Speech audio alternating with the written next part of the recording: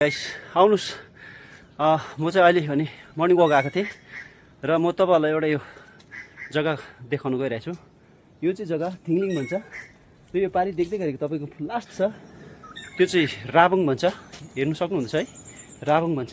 र त्यसको अलिकति यताको डाँडा चाहिँ टासीदिङ गुम्पाको डाँडा हो। जति राम्रो दृश्य देख्छ त्यति शरीरलाई मतलब खुसी बनाउँछ र हामी पनि हर्षित भएर खुसी भयो भने त्यही नै एउटा ठुलो लाभ हो भन्ने जस्तो लाग्छ, बेनिफिट। बिहान तपाईँले मर्निङ वक जानुहुन्छ त्यतिखेर तपाईँहरूको आँखामा यस्तो दृश्यहरू मजाको जुन दृश्यहरू अब यस्तो मजाको ठाउँहरू देख्छ नि, त्यो दृश्य देखेर पनि तपाईँको मनभित्र आनन्द एउटा क्या खुसी, त्यो दृश्यलाई देखेर पनि तपाईँ खुसी हुन्छ। तपाईँहरू जहाँ बस्नुहुन्छ जे पनि गर्नुहुँदैछ खुसीले गर्नुहोस्, तपाईँको मनबाट गर्नुहोस्, अटोमेटिकै तपाईँ आफूलाई सन्तुष्ट भइहाल्छ। डे बाई डे हाम्रो दिनहरू यसरी घट्दै आएको हुन्छ।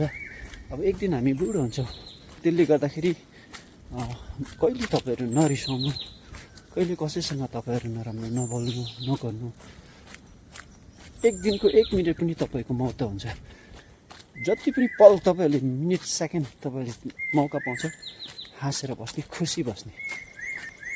यो मेरो त्यो तेरो भन्ने कुराहरूले चाहिँ हामीलाई दुःखी बनाउँछ। त्यसै कारण आउनुहोस् है, तपाईँ हामी जहाँ बस्नु छ जे गर्नुहुँदैछ खुसीले गर्नुहोस्, हाँसेर गर्नुहोस्। बाई।